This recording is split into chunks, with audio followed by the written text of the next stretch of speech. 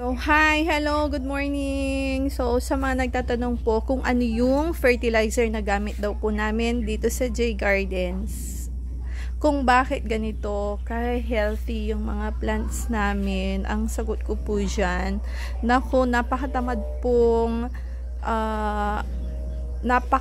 ko pong maglagay ng kung anumang fertilizer sa mga halaman dahil ako po ay tiwala na sa aming potting mix na ginagamit sa pagtatanim. So, tatanong nyo siguro, ano ba yung potting mix na ginagamit nyo? Ito po napaka-simple.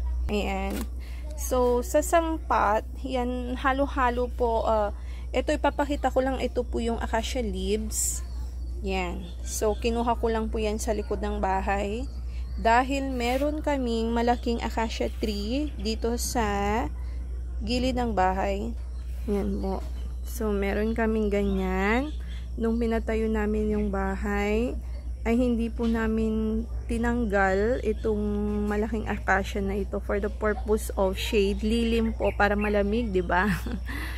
Pero as we go on dito sa pagbabasa ko ng mga tungkol sa plants, ay maganda po pala yung acacia leaves as fertilizer sa ating mga halaman. That's why, ayan, so pinapaipon ko po yung mga nakuhulog na acacia leaves.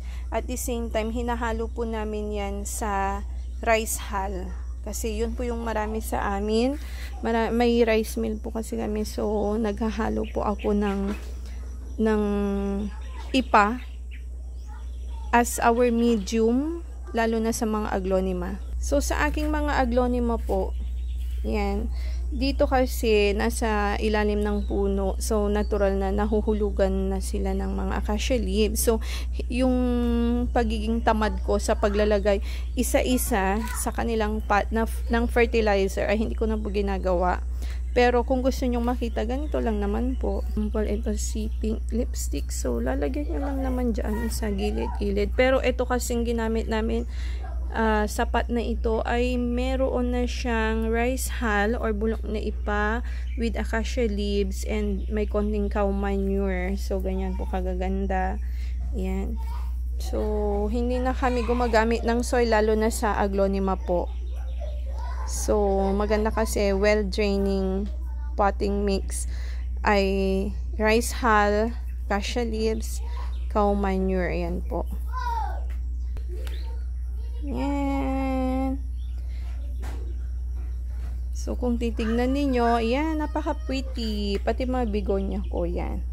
So, yan, ganda. Yan, daming flowers ng bigonya. Ganda ng mga aglonema. Yan. So, yan, masasabi ko na napakaganda ng acacia leaves po para sa kanila. So, yan. Ito lang dati to, ito. Then, nakat ko lang. Nag-transplant ako dito. Then, ayan na siya. Kasing banday na niya yung mother plant. Okay, bye for now.